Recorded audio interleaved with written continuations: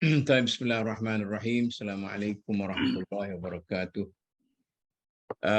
Bertemu lagi kita pada petang ini dan pada petang ini saya bersama Syahrul yang sudah pun ada dalam di hadapan kita, dan mungkin bila saya dan Syahrul memulakan perbincangan ini ramai akan datang. Tajuk kita pada hari ini ialah menyantuni kebangkitan ulama dalam memperkukuh perpaduan ummah.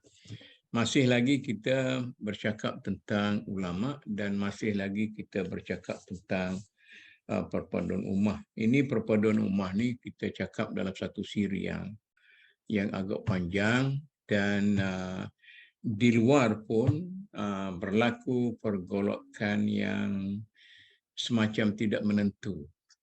Dan saya rasa dengan keputusan PAS dan UMNO terakhir ini, kita dulu pun Cik Arun kita sudah buat kesimpulan bahawa perpaduan ini kita tidak boleh mengharapkan orang politik menganjurkan ataupun melakukan perpaduan ummah, kerana nature politik itu berbeza antara satu parti dengan satu parti. Jadi orang politik ini dia ada kepentingan politik parti masing-masing. Maka kalau mereka itu nampak sukar untuk berpadu dan sebagainya pun, kita anggap itu sebagai satu benda yang tabi'i lah. Oleh kerana itu, sekurang-kurangnya buat seketika ini, kita tidak lagi akan bincang tentang peranan orang politik dalam perpaduan ummah itu, kerana perpaduan ummah ini bukan semata-mata masalah orang politik. Bukan semata-mata masalah orang politik, tetapi orang lain juga banyak yang mengganggu perpaduan ummah ini. Termasuklah juga para ulama. Kita tengok terutama sekarang ini, para ulama pun pertama mereka berbalas sama sendiri, dan dalam media mana di hadapan mata dan telinga rakyat, perbalahan sama sendiri itu boleh menyebabkan rakyat lebih selesa untuk berbalah sesama mereka, sedangkan para ulama itu dijadikan sebagai sepatutnya lah menjadi sebagai asas untuk perpaduan ummah. Yang kedua, dalam hadis Rasulullah sallallahu alaihi wasallam menyebut sinfani minan nas idza salaha salahan nas wa idza fasadan nas al ulama wal umara. Jadi dalam konteks perbicaraan kita, bila begitu lama kita berbicara tentang orang politik, maka kita kelaskan orang politik ini sebagai umara, kerana sama ada mereka tu menang dan memerintah atau kalah menjadi pembangkang, mereka ialah orang politik, orang pentadbiran, orang pengurusan dan sebagainya. Jadi tadi kita katakan tadi, jangan mengharapkan kepada orang politik kalau sekiranya perpaduan ummah itu tidak memberi keuntungan kepada mereka. Mereka hanya akan berpadu kalau sekiranya perpaduan itu memberi keuntungan. Dan jawapan terakhir yang diberikan oleh PAS pada UMNO pun saya rasa berasaskan kepada perhitungan itu. Begitu juga 3 syarat yang diberikan oleh UMNO kepada PAS pun berasaskan kepada perhitungan yang sama. Jadi tinggal lagi yang satu ni, iaitu al-ulama. Apakah ulama juga sukar untuk berpadu sesukar orang politik, dan apakah ulama juga dalam keadaan sekarang ini masih lagi belum berminat untuk turun ke bawah untuk menjadi faktor penyelamat kepada keadaan perpaduan ummah kita yang begitu tercalar. Walaupun keutamaannya disebabkan oleh orang politik, tetapi banyak pihak-pihak yang lain juga yang terlibat dalam menyebabkan umat kita kacau bilau, termasuklah rasa para ulama sendiri. Dalam masyarakat kita, kita ada banyak para ulama. Cik Arun, banyak dah. Banyak para ulama. Kita ada ulama-ulama rasmi yang ramai. Mufti saja kita ada berapa? Berbelas-belas. Dalam negara lain, dalam dunia ni, saya rasa begitu. Saya ingat dulu Tun Ghaffar Baba, dia pernah sebut, dia kata istimewa Malaysia ni raja pun ramai, mufti pun ramai. Mana ada negara seramai itu raja, mana ada negara seramai itu mufti. Malah menteri besar pun dipanggil prime minister juga. Kadang-kadang dia translate tak betul. Ramai Perdana Menteri. Masa saya duduk di Mesir dulu, orang Arab tanya, sekali Perdana Menteri, sekali menteri besar pergi, dia kata, negaramu ni banyak ke Perdana Menteri ya? Betul, Ra'isul Wuzara kita sebut. Sila istilah. Kemudian kita ada mufti, ulama rasmi, kita ada hakim-hakim syar'i, kita ada pentadbir agama, dan ulama-ulama yang tidak rasminya, kita ada orang akademik, kita ada macam-macam lagi, termasuklah guru-guru pondok dan sebagainya. Mereka ini kalau sekiranya bersatu padu, mereka boleh menentukan perpaduan ummah berlaku dalam masyarakat ini, malah mereka boleh menjadi pihak ketiga yang dikatakan oleh Allah Subhanahu wa taala, wa in ta'ifatani minal mu'minina iqtatalu fa aslihu bainahuma. Kalau sekiranya ada dua golongan orang Islam itu bermusuhan antara satu sama lain, fa aslihu bainahuma.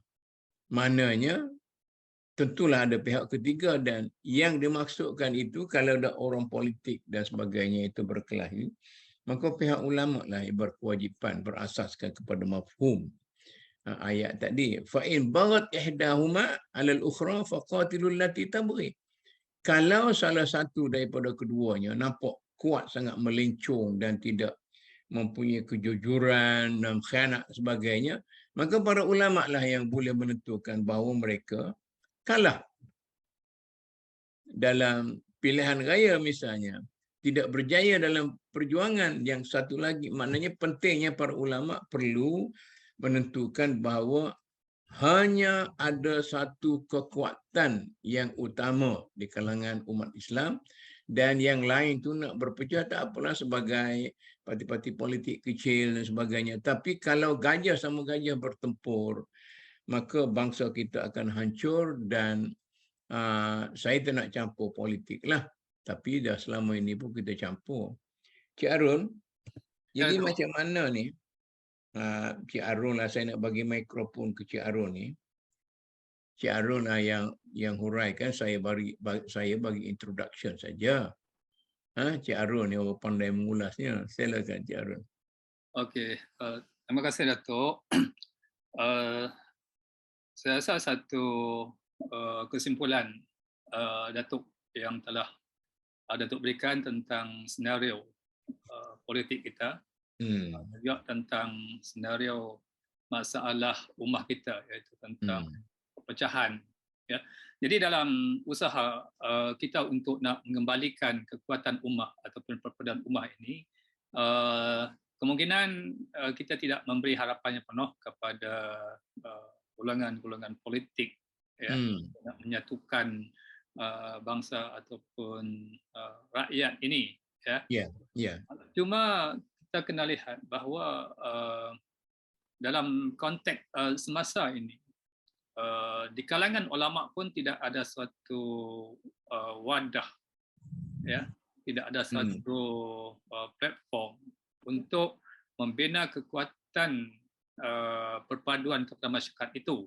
Seperti yang Datuk sebutkan tadi itu, kita lihat banyak golongan ataupun klasifikasi ulama itu, ulama tradisional, ulama yang dikatakan ilmuwan, ulama resmi yang berada di jabatan-jabatan kerajaan dan sebagainya.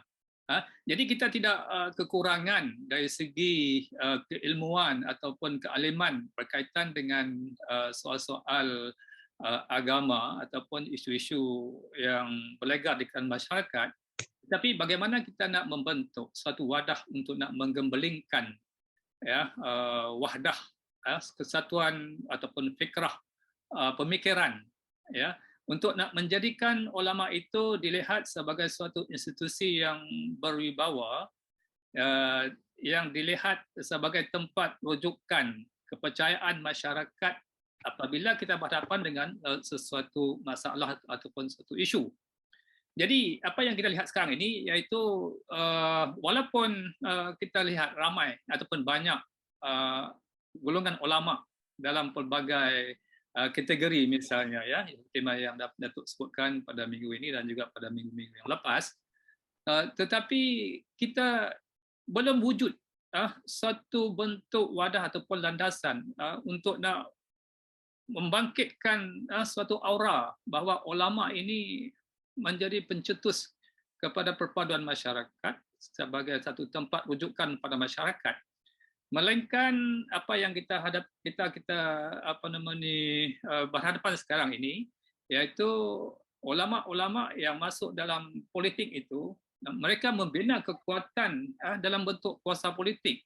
Misalnya kalau katakan dalam PAS misalnya, kita diketuai oleh orang yang dianggap sebagai ulama, bermula daripada zaman dulu, selepas daripada zaman almarhum Tan Sri Asri, bermula dengan, dan kemudian Datuk Yusuf Rawal, almarhum Fadil Noor, dan juga selepas daripada itu Tuan Guru Abdul Aziz Nikmat.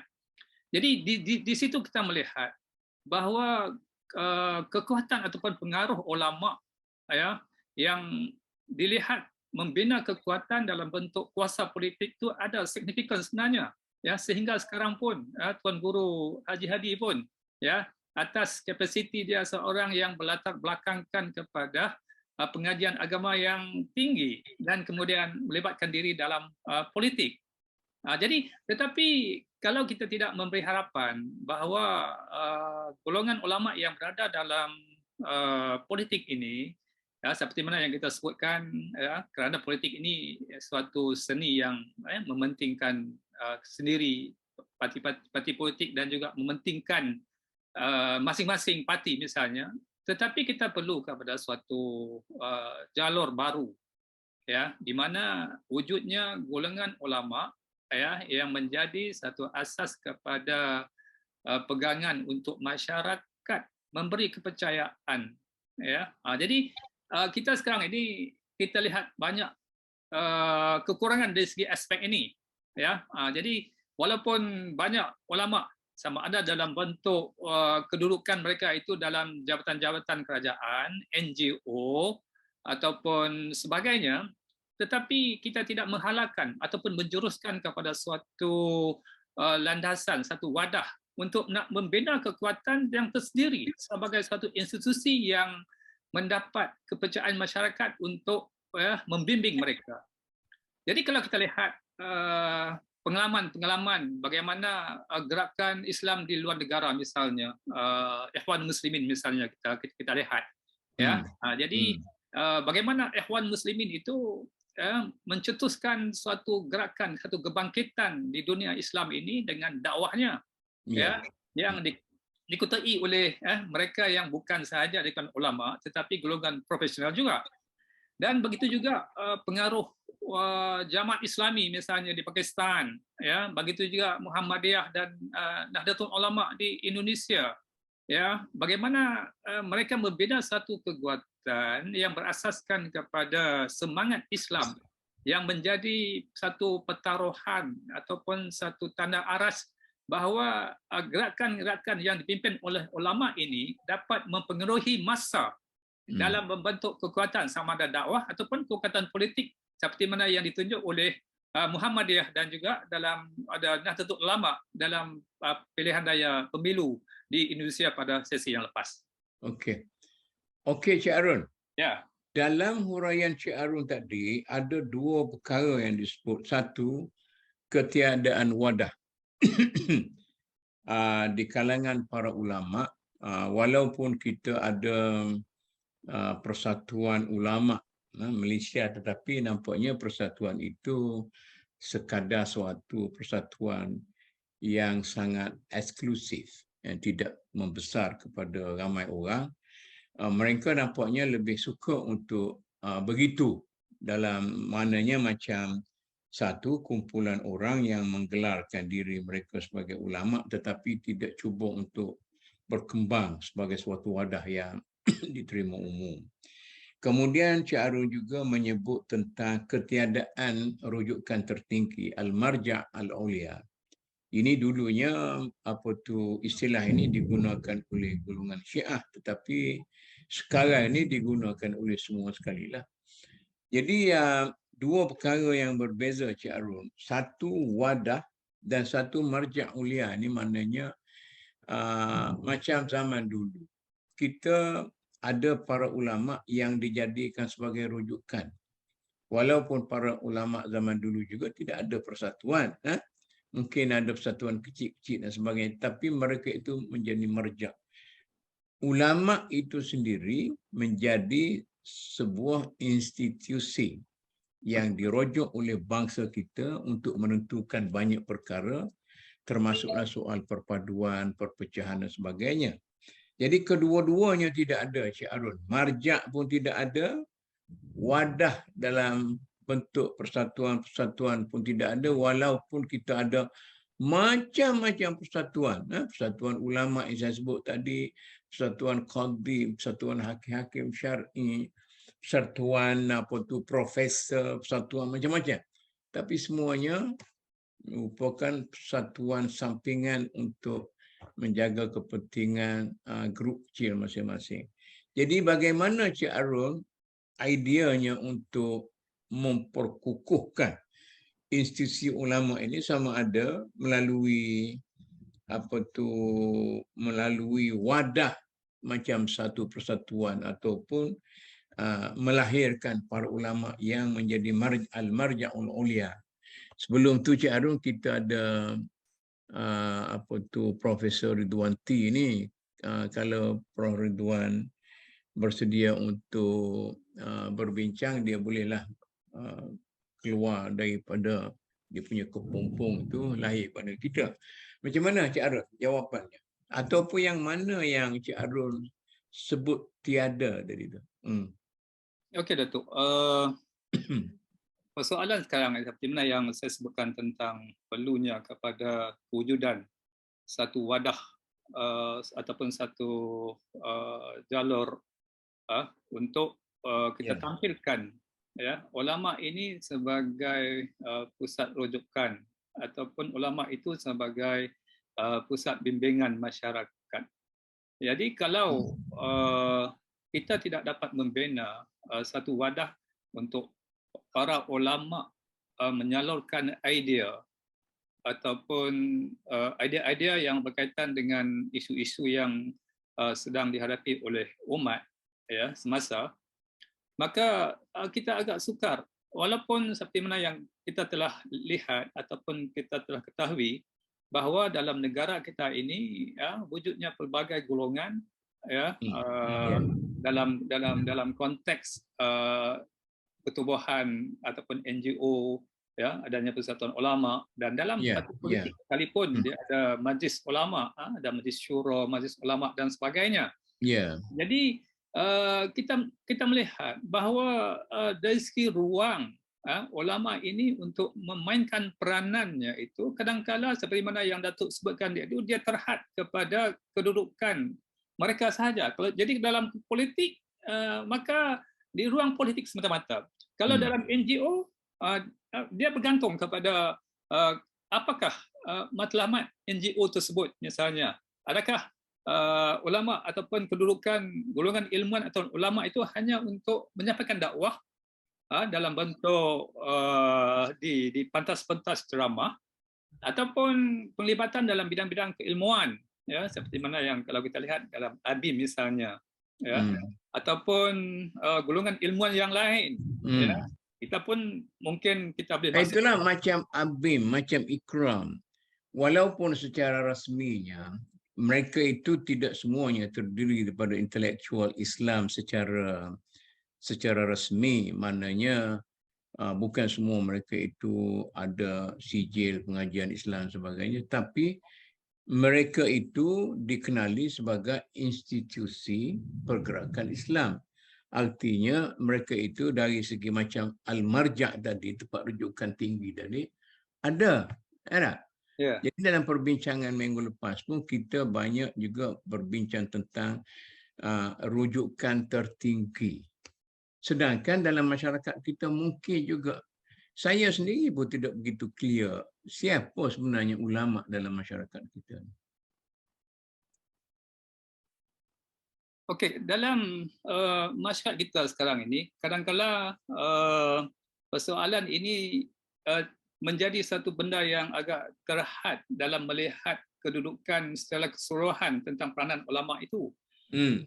Misalnya apabila wujud aliran-aliran pemikiran yang berbeza, sama ada aliran politik ataupun aliran mazhab misalnya, ataupun aliran pemikiran, maka kita telah pun berpecah ya kepada suatu senario di mana misalnya katakan orang yang berada di kalangan politik misalnya, ya, jadi mereka hanya merujuk kepada ulama mereka, ya, dengan menerima pandangan idea, tetapi apabila pandangan ulama yang lain yang di luar daripada kelompok parti politik mereka itu, mereka tidak dapat menerima, malah menolak, ya, disebabkan oleh perbezaan-perbezaan di mana pemikiran masyarakat telah dibentuk ataupun dalam konteks fokus kepada suatu pemikiran mengikut aliran,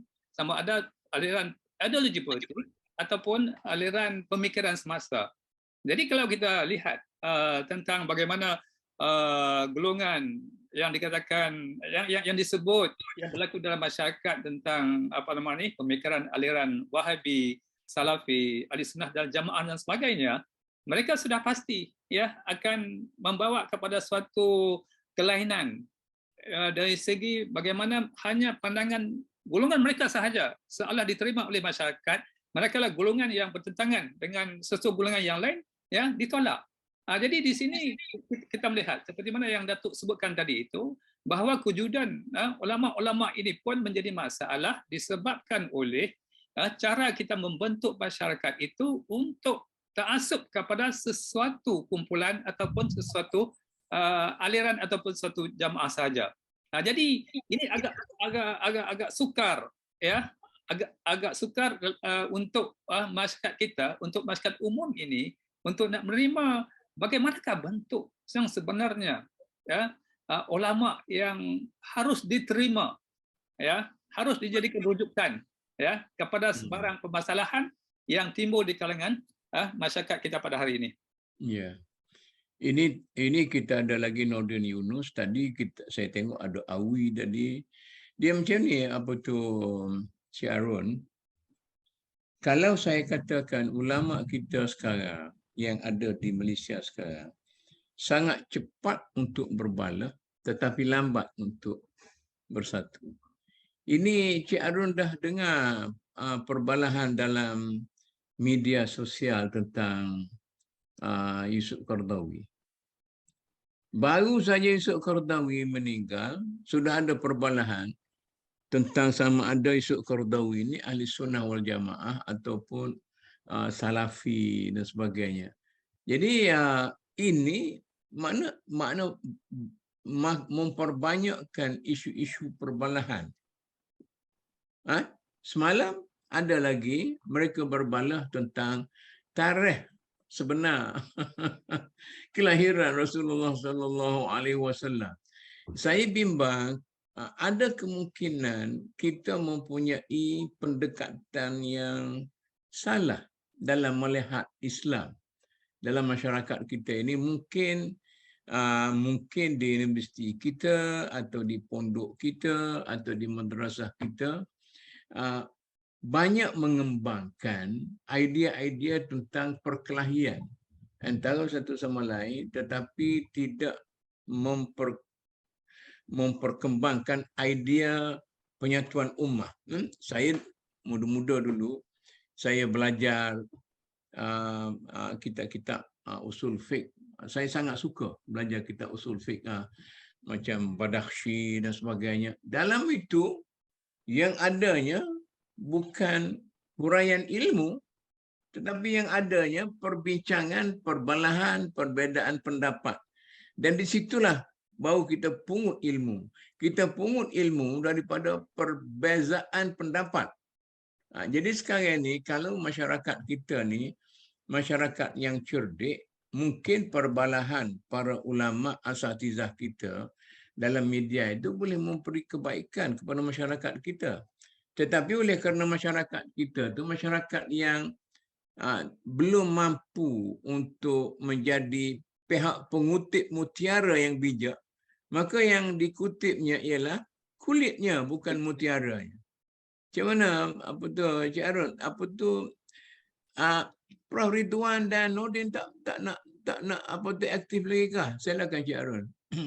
Okey, itulah yang saya cuba untuk nak timbulkan tentang kedudukan bagaimana kita melihat Islam itu.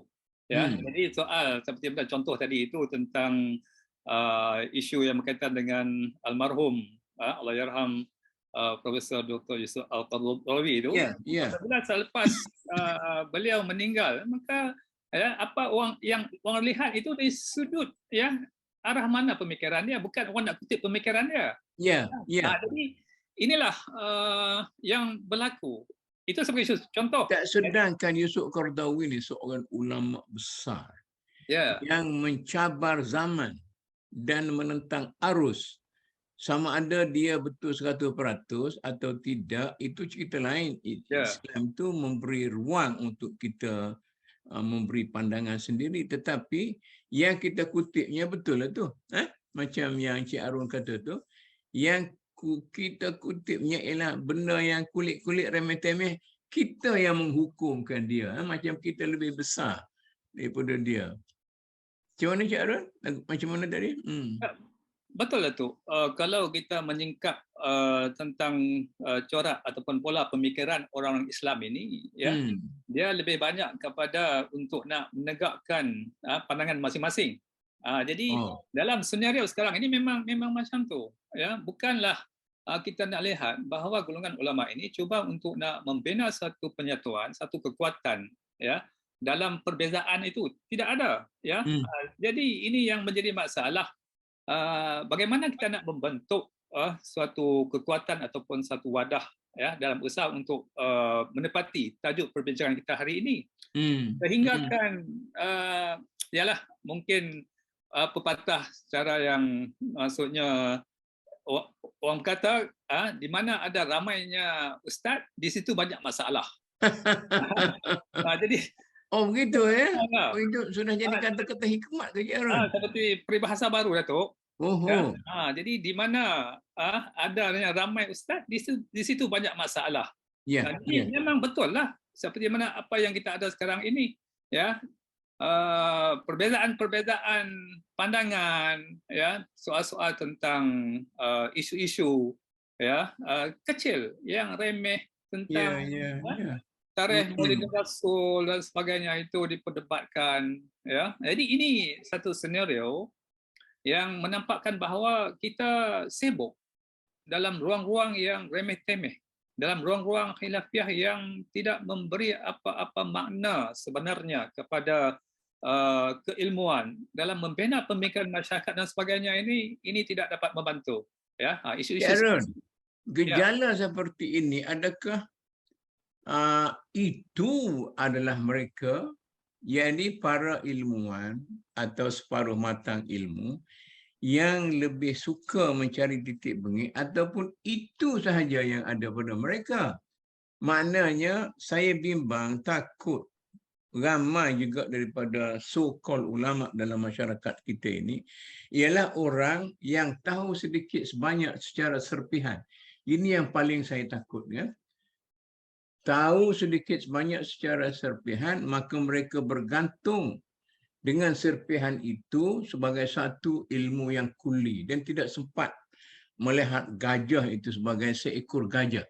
Mereka berdebat tentang apa itu gajah dan melihat dari sudut pandangan masing-masing. Kita ada Zainuddin Ibrahim di sini, Awi pun masuk lain, balik sebagainya. Saya nak teruskan apa tu Cik Arun. Kalau mereka-mereka ini mahu bercakap, dia buka mikrofon dan apalah. Saya nak ke Cik Arun. Okay, apakah bentuk orang yang begitu suka berdebat dalam hal-hal yang remeh tadi?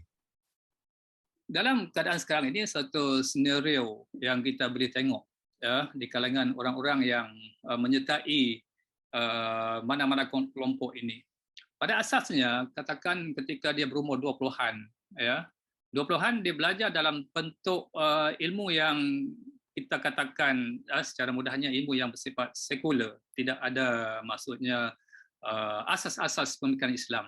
Tetapi apabila dia sudah melewati usia 30, 35 atau 40, dia terjebak dalam satu arah pemikiran ya, dan di situ dia mula merasakan seperti mana yang Datuk katakan tadi itu ya, dia merasakan dia itu sudah mendapat satu cahaya Islam itu sendiri ya. Padahal ya selama ketika umur dia itu 20-an 30-an itu dia tidak ada asas ya.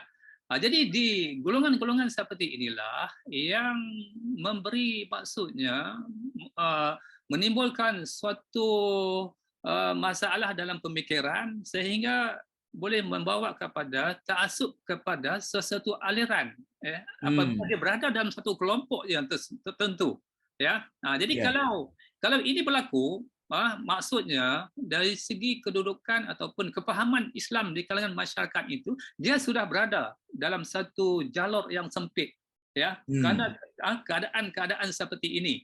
Jadi kalau katakan dia masuk dalam tabligh misalnya, jemaah tabligh, memang betul lah, memang betul lah ya. Itu cara bagaimana dia melihat Islam itu sendiri ya. Dia masuk dalam Al-Quran pun, dia masuk dalam aliran-aliran pemikiran Muhammad Abdul Wahab pun, ataupun aliran-aliran yang lain. Jadi di sini kita melihat bahawa bukanlah dilihat sampai satu kepincangan, tetapi satu masalah ya, masyarakat yang apabila membina pemikiran dia itu dalam keadaan yang dia dapat dalam bentuk yang dikatakan tidak sengaja misalnya, ataupun atas minat mereka ya, tiba-tiba dia berada dalam satu kelompok dan dia seharusnya menyatakan bahawa dia sudah mendapat Islam ataupun pandangan ataupun pemikiran ataupun aliran Islam yang sebenarnya. Maknanya masyarakat kita, ulama kita berada dalam banyak kepompong dan berada dalam kepompong masing-masing. Cik Arun, saya dah sebut Nordin Yunus, saya lupa Datuk Dr. Nordin kita tu, Nordin Yunus, ingat kau orang lain, ada dianya. Datuk Nordin nak cakap, jenguk angkat tangan lah. Datuk Nordin, saya takut tak bersedia. Silakan. Belum itu, saya mesti dengar Cik Arun cakap dulu kan pasal ulama. Macam mana Datuk? Ya, Cik Arun habiskan dulu. Ada Cik Arun nak sambung lagi kan? Ya. Ada Cik Arun nak sekarang apa lagi? Tak apa, saya dengar dulu. Saya nak macam mana Datuk? Dah, kau Cik Arun nak sambung lagi tak apalah, saya masih follow lagi apa argument kan. Nanti sementara ni kita ada Prof Ridwan lah. Profesor Ridwan T Bradley pun mungkin dia ni duk tunggu. Saya sebenarnya kadang-kadang saya tak berani kalau orang tak buka peti suara dia. Saya nak jemput, kadang-kadang saya dah segan kan. Tak jemput pun orang tak hirau sangat kan. Jadi kan. Saya nak jemput Prof Ridwan. Prof Ridwan nak bagi komen ke? Okey, Awi nak bagi komen ke Awi? Tak lagi Datuk. Dengar dulu Datuk. Dengar dulu. Ini Zainuddin ni, siapa dia ni? Zainuddin Ibrahim ni. Nak bagi komen ke? Jadi saya tak berapa selesa nak tanya macam tu kan. Sebab itulah kalau macam Datuk yang telah melahirkan tu barulah saya, sebab takut banyak orang kita, orang Melayu ni, bila dia datang, dia letak gambar saja tu, kalau kita tanya dia kekok. Ada orang lari kerana saya tanya. Bila saya tanya tu Ya. dah, dia kata aku nak pergi dengar saja ya, letak gambar, letak nama situ dah. Jadi bila saya tanya tu, kejap dia lari lah. Itu mungkin satu cara pengacaraan yang tak betul. Encik Harun. Ya. Silakan, apa tu Datuk Nordin kita suruh apa tu. Teruskan dulu. Encik Harun continue dulu. Tak apa, saya rasa setakat tu dulu. Jadi kita minta Datuk Nordin lah. Okey. Datuk Nordin. Mana Datuk Nordin? Datuk Nordin nak start daripada idea yang original. Datuk Nordin pun tak apa. Nak continue dengan nak ulas apa yang Encik Harun dah sumbang pada hari ni. Tak apa. Mungkin Awil lepas ni akan mencela. Datuk Ridwanti akan mencela.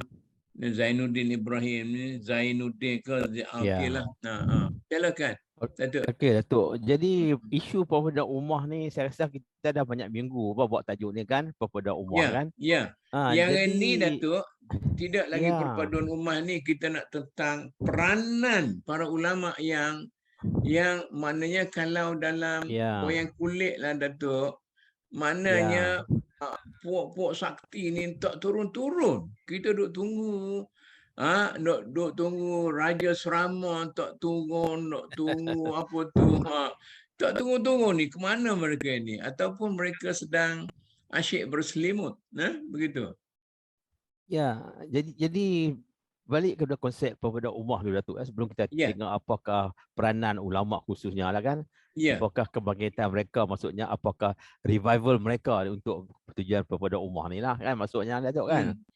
Jadi pada rumah ni kadang-kadang tu kita nak tengok dari segi konteks apa Datuk. Dia agak meluas di sini. Jadi itu macam perpaduan kita lihat sekarang, kalau semua kita orang Islam, khususnya orang Melayu, kita berjumpa di masjid hari Jumaat kan. Kita tak kira dia di parti mana, semua dapat bersama sembahyang Jumaat semua. Itu ada menunjukkan satu indikator perpaduan. Perpaduan orang Melayu Islam. Jadi kalau kita nampak tu orang Melayu, orang Islam khususnya orang Melayu tidak lagi mau ke masjid walaupun pada hari Jumaat, saya ingat itu satu perkara yang patut kita lihat secara lebih serius lagi. Satu yang teruk sikit lah nampaknya kan. Tapi solat Jumaat tu saya rasa semua pergi solat. Yang pergi solat.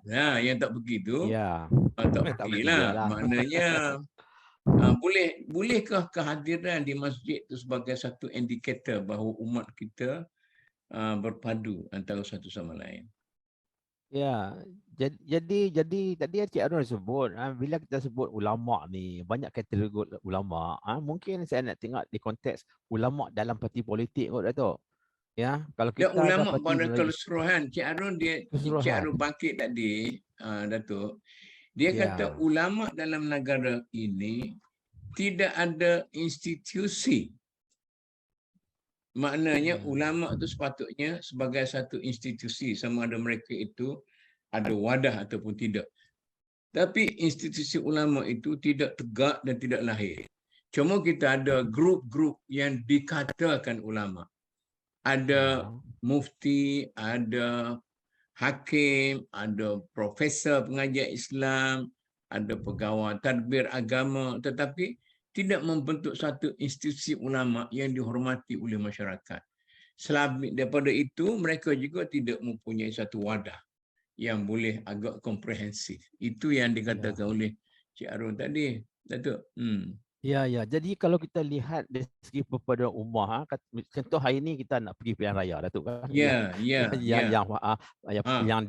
Yang panas dibincangkan.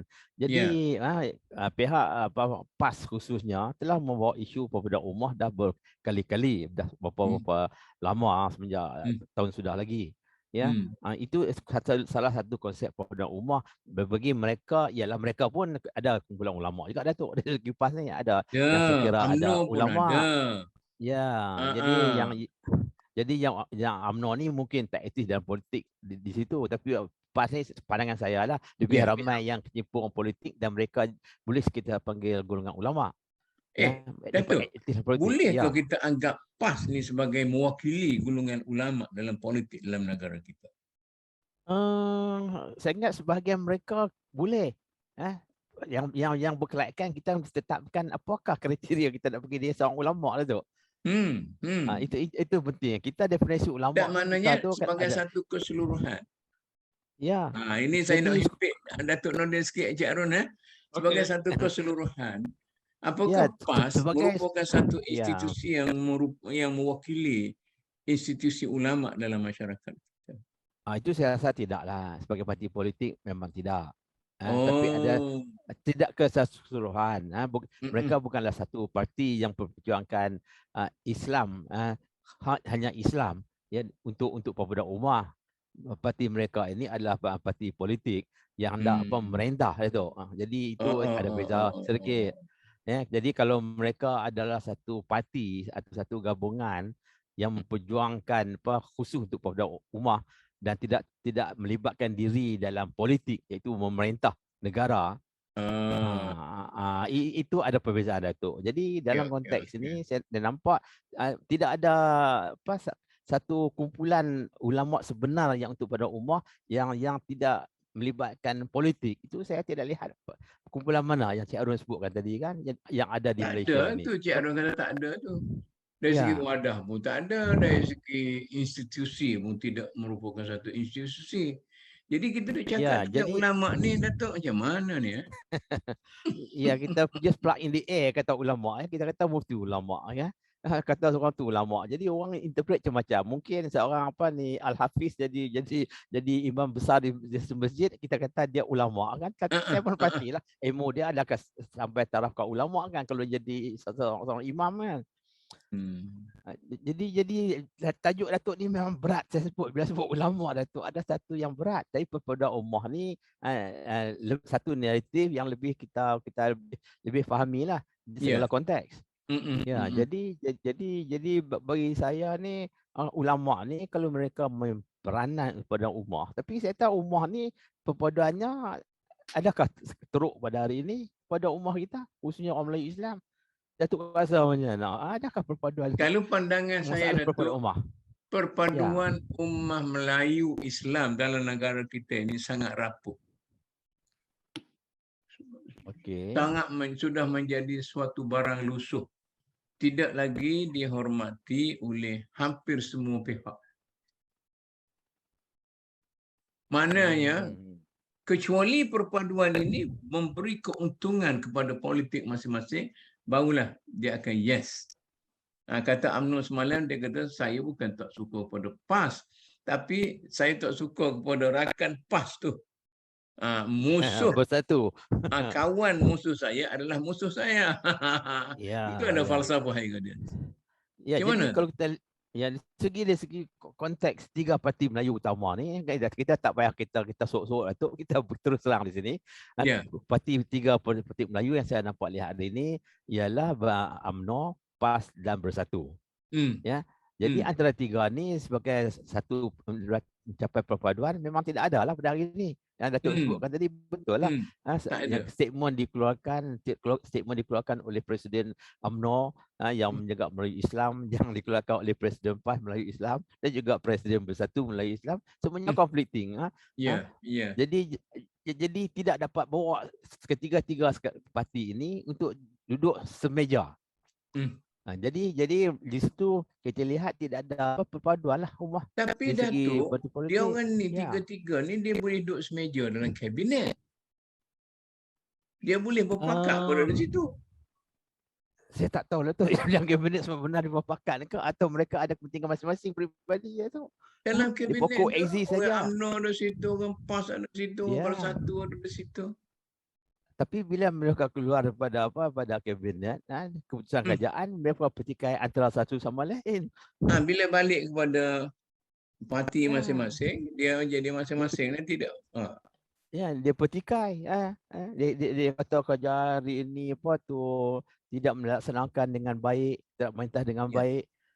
Tapi mereka sebagai ahli kabinet. Jadi ini nampak satu perpecahan di peringkat pentadbir orang Melayu Islam kita sendiri.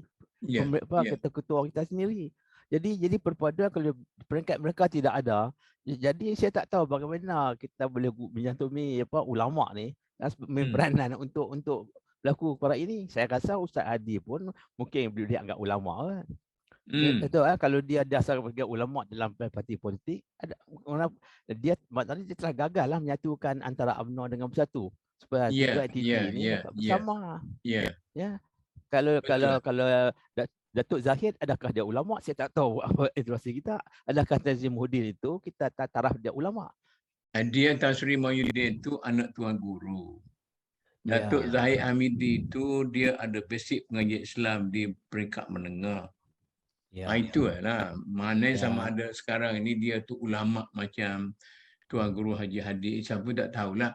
Sebab tu saya itu betul Cik Arun tadi, definisi ulama tu sendiri dalam konteks inilah apa dia. Mungkin di situ pun kita tak berapa jelas Datuk kau macam mana? Ya, jadi macam kita tak tahu siapa yang ulama, kita kata ulama, macam mana kita nak jantungi mereka dah tu yang Datuk sebut dia tajuk betul nak santuni mana pergi jabat tangan dengan orang lain yang bukan ulama begitu kan?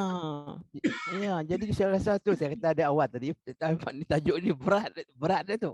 Kan dia melibatkan ulama untuk pada ulama sebab dia dalam negara ini tidak boleh daripada parti politik iaitu kuasa untuk memerintah tu.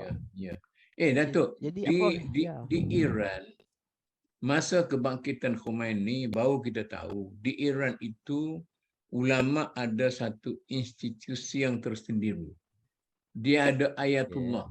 Dia ada sistem dia kan? Dia ada ayatullah, dia ada Allah macam-macam lagi tu. Takut mungkin kita pun perlu pada macam tu satu institusi di luar daripada jawatan rasmi, jawatan ataupun parti politik rasmi, dia ada satu institusi yang tertentu. Tetapi adakah kita boleh sama dengan apa yang berlaku di Iran? Macam ayatullah apa semua di Pakistan, di India, Pakistan dia ada macam-macam. Tapi tak tidak jadi macam Iran. Kelahi sama-sama apa juga. Isu hari ini membunuh antara sesama Islam. Ada kes sebab seorang wanita Datuk kan yang baru ni kita tengok kan? Nah, jadi kalau itu ada ulama peranan di situ, jadi apakah peranan mereka itu menjadikan tu huru-hara? Jadi jadi maksudnya mereka ada ulama, isu ulama di situ, maksudnya mereka gagal. Kalau kita ada pergaduhan di situ. Okey Datuk. Saya ni Tuan Haji Zainuddin Ibrahim ni. Bagi masuk dulu. Tunggu. Dia nak ulas Tuan Haji Zaid dan Tuan Haji Zainuddin. Ada nak cakap apa?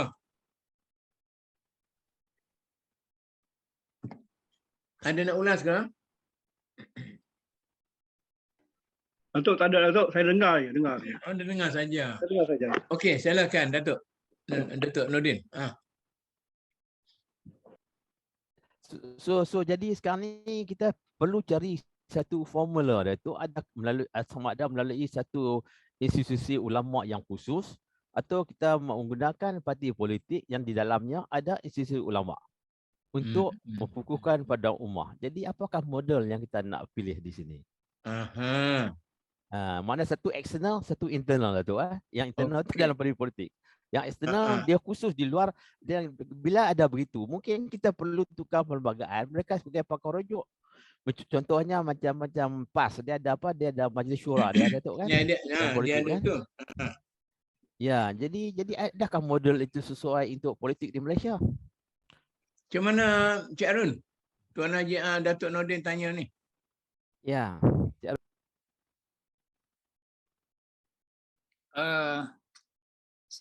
Memang isu ni agak sukar karena dia dibina atas institusi. Jadi bukan dibina atas asas keseluruhan kepentingan masyarakat. Jadi kalau kita katakan dalam mana-mana parti pun dia ada penasihat syariah misalnya, dia ada Dewan Ulama, dia ada Biro Agama dan sebagainya. Jadi apakah peranan ini sebenarnya dalam usaha untuk nak melihat permasalahan yang sedang dihadapi oleh umat Islam? Saya rasa kewujudan institusi ataupun seperti ini dia tidak dapat memberi satu impak yang besar sebenarnya. untuk nak melihat soal-soal tentang perpaduan, tentang perpaduan rumah secara keseluruhan. Cuma apabila saya melihat dalam konteks kita nak menilai peranan ulama sebelum ini, ya, apakah dari dalam konteks pencapaian ataupun bagaimanakah modus operandi, apakah mereka itu dengan ulama itu hanya berperanan hanya di podium-podium pentas ceramah, ya, melalui dalam konsep menyampaikan sahaja, ya, tetapi tidak pergi ke suatu dimensi yang lebih luas, iaitu membangun ummah, ya, membina masyarakat ummah, membina pemikiran ummah dan sebagainya. Jadi kalau kita lihat apakah sebenarnya ruang bila kita melihat permasalahan yang dihadapi oleh umat Islam semasa ini, bagaimanakah ruang yang ulama boleh masuk, ya, untuk nak mengatasi masalah selain daripada berada di pentas-pentas ceramah, di kuliah-kuliah di masjid. Tapi Datuk Jarun, saya tengok kalau yang kita duk sebut para ulama itulah dalam media sosial luas, dia boleh cakap tentang apa sekalipun. Ruang tu ada, cuma sama ada mereka menggunakan ruang itu dengan cara yang baik dan berguna ataupun sekadar untuk melepaskan perasaan selepas, atau untuk mempertikaikan orang ataupun untuk berbalas sama sendiri. Tetapi untuk berpakat itu mungkin aspek itu tidak banyak menarik perhatian orang ramai. Ya, kalau seperti yang Datuk cakapkan tadi, kita dikatakan ulama itu memainkan peranan di pentas-pentas ceramah, ya, yang boleh menarik ramai crowd misalnya, ya. Misalnya kalau kita katakan kita ada Ustaz Azad Idus misalnya, ya, yang dinisbahkan sebagai dai sejuta ummah, ya. Dia boleh membina pemikiran masyarakat kita ini.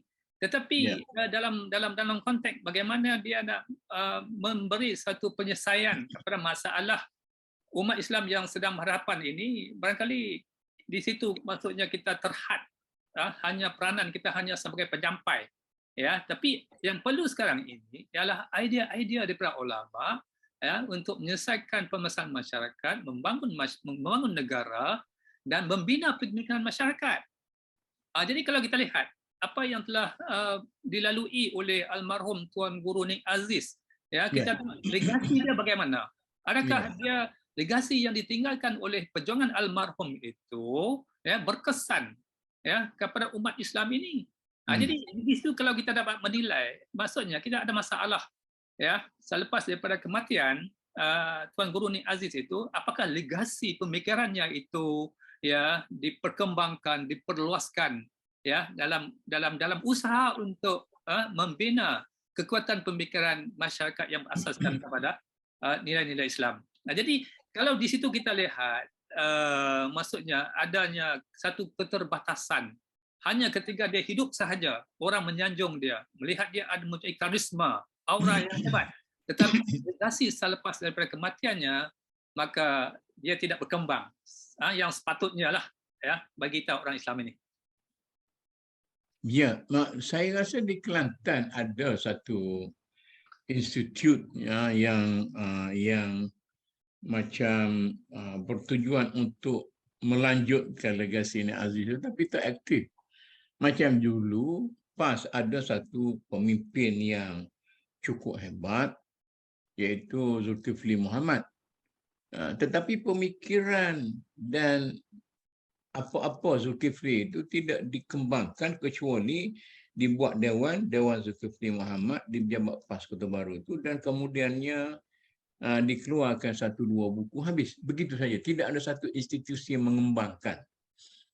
Macam tu. Tapi di sebelah ini pun macam tu juga, yang legasi Pak Allah pun, Allah Badawi pun nampaknya semasih beliau ada pun sekarang ni tak entah ke mana. Dia punya jalan arah pergi pun macamnya kita tidak mempunyai satu tradisi menghidupkan legasi seseorang yang dianggap sebagai tokoh dalam masyarakat kita. Macam juga tokoh-tokoh ulama lain. Macam saya tengok dalam 1-2 hari ni orang buat satu filem pendek tentang Tok Selehong di Kelantan. Jadi tidak ada satu yang kita katakan dikembangkan pemikiran secara keseluruhan sehingga orang generasi baru dapat melihat ini sebagai ini yang menjadi masalah kitanya. Ini kita ambil contohlah macam Tuan Guru Nik Aziz tu nak banding dengan apa yang ada sekarang. Ini dia lah. Ya. Dulu kalau ada apa-apa masalah, nanti kita dengar apa ulasan Tok Guru Nik Aziz. Itu sekurang-kurangnya ada satu arus atau jalur pemikiran yang orang cuba faham. Macam mana ni? Apa tu Awi tak nak ulas lagi Awi? Ni yang kita ada lagi ni apa tu Abi Syarzi Izwan. Okey, jadi masalah sekarang ni ada kemungkinan macam ni. Kemungkinan tanya Datuk Nordin dengan apa ni Cik Harun ni. Di negara kita ini sebenarnya tidak ada institusi ulama. Saya nak buat satu andaian. Yang ada wadah yang kecil dan tidak ada wadah besar yang boleh menjadi satu badan yang mewakili suara ulama keseluruhannya. Yang adanya tepat nama ulamanya ialah Persatuan Ulama. Itu pun wadahnya sangat eksklusif. Dia sama-sama dia. Kemudian dia tak nak pergi ke depan dengan secara yang lebih agresif. Kemudian kita ada persatuan-persatuan kecil. Maknanya institusi ulama itu pun tidak ada. Wadah yang mengumpulkan ulama pun tidak ada. Macam mana Cik Harun, Datuk Nordin nak fikir macam mana kita nak. Jadi sekarang ni kita kena bantu ulama tu. Tak boleh kita nak blame juga lah. Nanti dia pun. Jadi macam orang politik juga lah. Kita dah blame. Rupa-rupanya. Awak buat apa untuk bantu saya untuk berpadu? Macam tu kita dah bincang. Awak buat apa untuk para ulama ni boleh menjadi suatu institusi yang kukuh? Macam mana Datuk Nordin? Datuk. Saya tengok pada masa inilah di Kerajaan Malaysia ni kita ada JAKIM, Datuk kan? JAKIM di peringkat federal kan? Jadi saya rasa peranan sekarang ni dimainkan oleh JAKIM. Ya, walaupun kita tidak panggil dia siswa ulama sebab dia bercampur dengan lain-lain apa tu pegawai dan sebagainya. Jadi kita sekarang ada macam majlis fatwa kebangsaan Datuk kan? Majlis fatwa. Jadi majlis fatwa tu kita dapatkan semua pakar-pakar atau ulama-ulama untuk masuk ke majlis tu untuk buat fatwa Datuk kan? Jadi saya rasa kumpulan itu bagi saya lah, saya boleh kumpulankan mereka sebagai ulama lah, pakar rujuk. Ya. Ya, jadi kalau kita perkemaskan lagi ni JAKIM, di bawah JAKIM mana bahagian seumpama majlis fatwa ya Datuk sebut tadi, ini majlis ulama. Jadi kita kena clear di sini apakah peranan mereka mereka lakukan. Dia JAKIM ni Datuk, dia satu jentera kerajaan. Dia akan bertukar warna, bertukar wajah apabila bertukar kerajaan. Ya.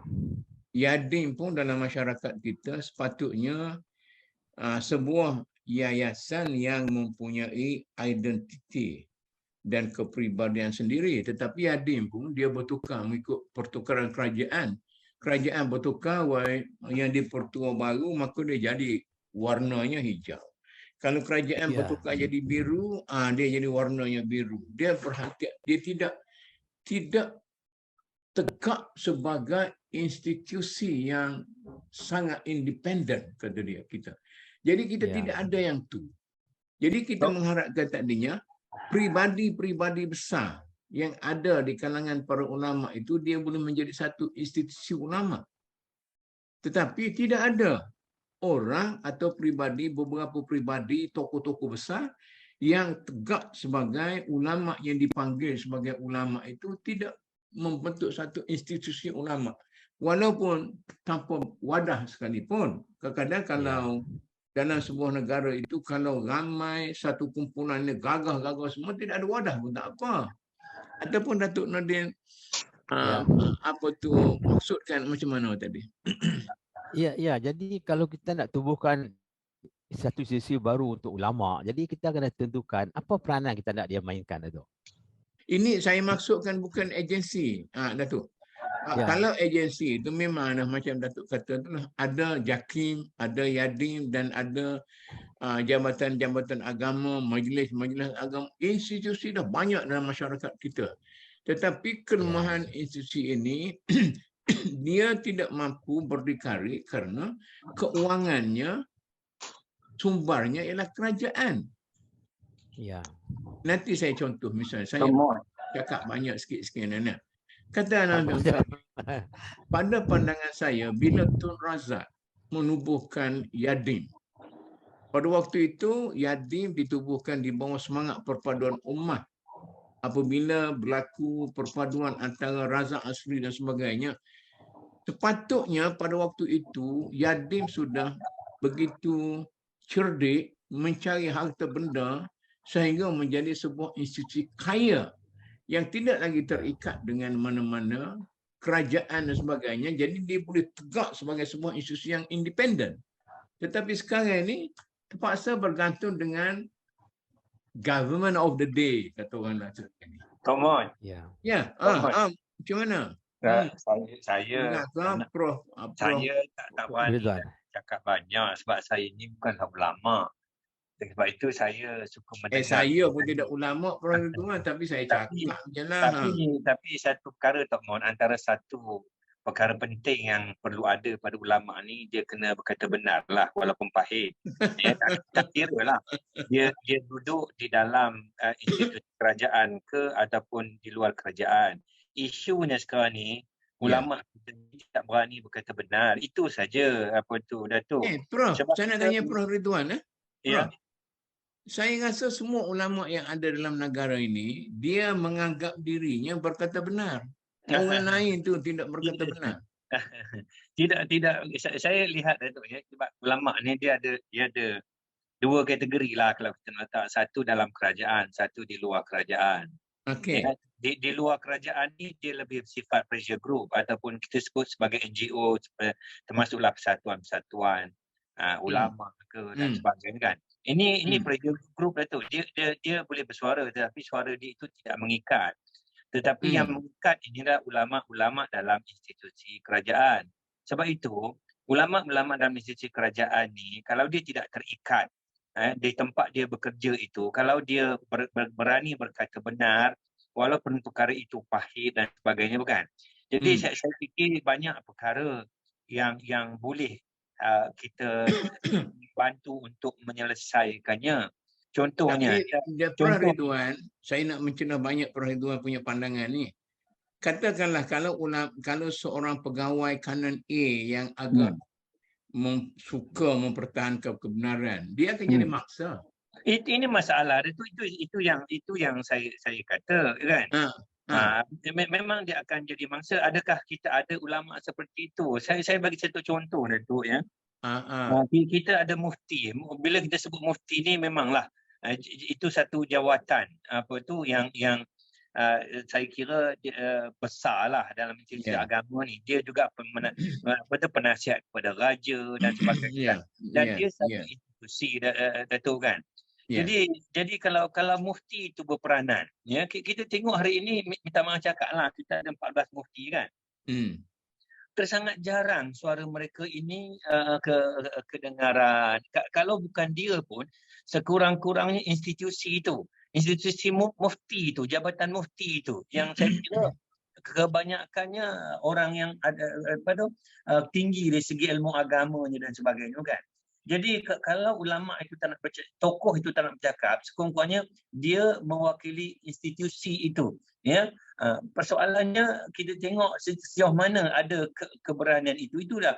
Kalau Tok Mok tanyakan, ini bila nak jaga juz A, juz B, juz C, ini masalah Datuk. Sebab itu kita tidak ada tidak akan dapat menyelesaikan sesuatu masalah ni kalau ulama pun terikat dengan jusanya, masih lagi memikirkan soal apa tu dia kontraknya akan disambung ataupun tidak. Dan kebanyakan mufti tu di negara kita ni kebanyakan dah pencen dah. Kalau dibuang pun dia dipencen lagi kan. Jadi saya melihat kan keberanian itu perlu ada untuk berkata benar itu, untuk memberikan pendapat yang benar dan betul itu perlu ada. Kalau tidak orang akan memandang remeh kepada institusi sebegini. Sebab itu orang tak nak ikut Datuk, sebab orang tahu dah ini ulama cari makan kan. Jadi aku macam Datuk Mut sebut tadi, pertukaran kerajaan itu perkara biasa Datuk. Apa tu, kalau sistem itulah demokrasi yang kita pilih, maknanya pertukaran kerajaan itu perkara biasa. Tetapi kaki tangan awam ni, ulama ni, dia tetap berada di situ. Jadi kalau dia memahami peranan dia, banyak perkara lah orang akan merujuk pada ulama, orang akan respect ataupun hormat institusi ulama ni. Tapi ulama ni tidak berbani. Sama dengan JAKIM. JAKIM tu Datuk, saya nak sebut dia institusi ulama sebab majoritinya kebanyakannya orang agama. Mungkin bagian IT mungkin orang agama lah situ, orang agama lah. Tapi majoritinya orang agama lah tu. Tapi bila ada sesuatu isu berapa ramai daripada mereka ni yang berani bercakap, bersuara dan sebagainya. Soal perpaduan ummah ke dan kita tengok kan. Maknanya dalam kerajaan pun kita tak boleh harap, di luar kerajaan pun kita tak boleh harap. Prof Ridwan, sekarang ni boleh saya nak cakap macam ni. Kalau kita menerima institusi kerajaan itu seada-adanya, mufti seada-adanya, JAKIM seada-adanya, Yadim seada-adanya, kita lihat yang di luar daripada circle itu, adakah orang yang Prof Ridwan nak tadi? Setakat ni kurang nampak dah tu. Itulah. Itu maknanya bukan kerana jawatan itu kot. Kerana tidak ada satu, saya pun tak faham. Tidak ada satu apa.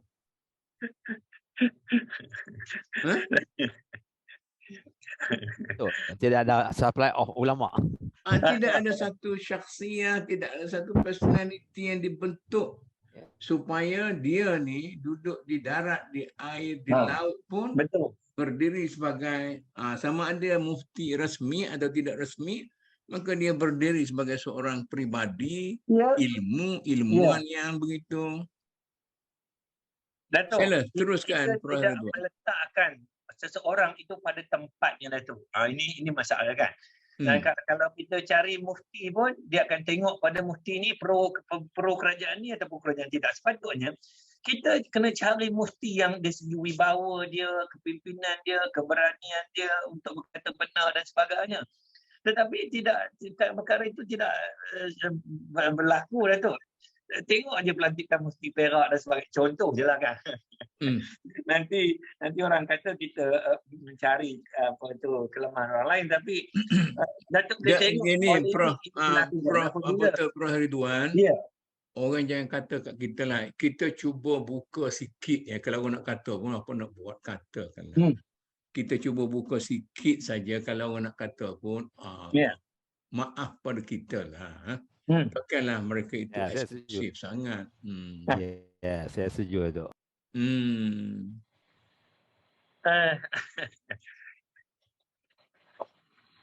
Saya kira Datuk selagi tidak ada kesedaran dalam kalangan ulama kita ini, yang kalau Datuk tanya saya mengharapkan yang dalam kerajaan lah, sebab mereka ini lebih mengikat, lebih binding kan. Keputusan mereka ini akan diwartakan dan sebagainya kan, sama disebut tadi majlis fatwa dan sebagainya kan. Tetapi nampaknya sukar sangat melihat keadaan tersebut. Kita masih terikat dengan Prof Ridwan. Bagaimana? Macam mana kita nak jadikan mereka sebagaimana Prof Ridwan nak? Kita perlu kalau sesuatu jawatan tu Datuk, contohnya kan jawatan mufti, jawatan ialah yang kita sebut sebagai ulama kan. Maknanya biar rakyat yang menentukanlah. Kita undi pula macam nak undi wakil rakyat. Bagus. Kalau undi jadi macam Prof Ridwan, di Kelantan masa saya muda-muda, dia imam, pemilihan tu imam masjid tu, surau tu undi. Maka yang menangnya ialah geng dia, bukan yang benar-benar bagus. Jadi macam parti politik juga. Kerajaan, majlis kata, berhenti tak boleh undi, rusak. Maka majlis sendiri yang pilih. Sebab sebab trend yang berlaku sekarang itu dia akan dipilih oleh kerajaan yang memerintah. Jadi dia akan favor kepada dia lah, itu isu dia. Tapi kalau kita pulangkan kepada rakyat, itu rakyat yang memilih lah, kan? Dan kemudian dia bukan jawatan sepenuh masa pun, dia ada masa dia. Kalau kita merasakan dia tak layak, dia tidak menjalankan tugas dia, tukar. Betul kan? Tetapi kita tak mahu betul lah, macam kita kata kat US kan, sistem dia bila presiden baru naik, maka peguam negara pun baru, begitu kan? Kalau tidak, dia akan jadi mufti sepanjang hayat lah tu, sampai meninggal. Tentu itu susah untuk kita menyelesaikan isu ini. Lagi mana kita tidak dapat buka politik itu. Maknanya segala keputusan kita ni ada kaitan dengan politik. Dan kita menilai seseorang itu bukan dari segi kewibawaan dia, kepimpinan dia, kehebatan dia dan sebagainya. Tapi keputusan dia banyak melihat daripada sudut politik. So dia ke mana dan sebagainya. Selagi itu tidak boleh berubah. Selagi itu kita bercakap. Betul Prof Ridwan. Saya ni katalah, pada pandangan saya ni, dalam keadaan sekarang ini, bila politik mempengaruhi semua sekali, sama ada politik betul tak betul, maka banyak institusi yang perlu dibawa keluar daripada glob politik. Dibawa keluar. Biar politik itu sebagai politik. Orang politik itu orang politik. Tetapi banyak profesional kena keluar daripada pengaruh politik. Pentadbiran awam kena keluar daripada pengaruh politik.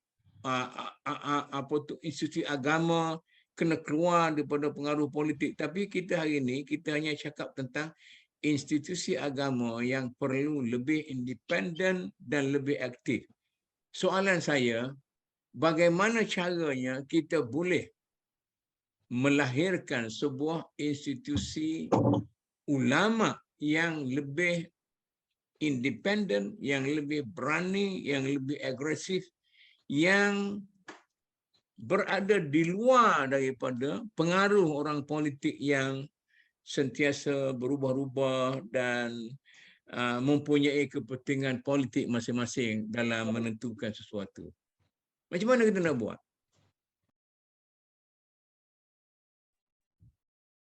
Datuk, senario yang Datuk bawa tu saya rasa tak boleh berlaku di Malaysia, Datuk. Tak boleh berlaku? Ya, saya rasa naratif politik sekarang itu tak akan berlaku.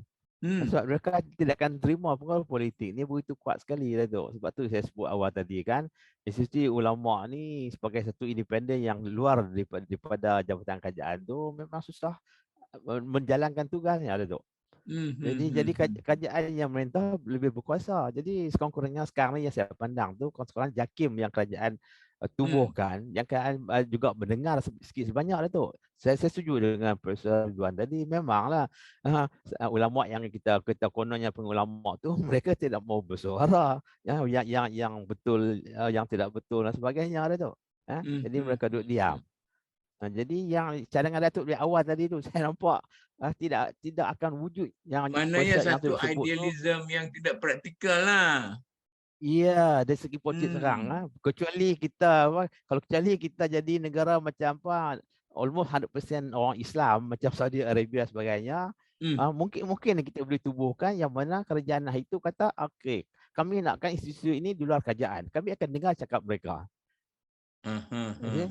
Jadi di konteks Malaysia ni, negara sekular kita ni, saya rasa kerajaan kita campuran Islam dan bukan Islam ni tu, jadi agak susah untuk menerima satu institusi di luar pada ni kontrol kerajaan. Jadi bagi saya ya yang Datuk sebut saya setuju, itu idealnya Datuk. Iyalah, idealnya betul lah. Tapi dari segi praktikalnya, maknanya mesti orang yang ada attachment dengan kerajaan juga.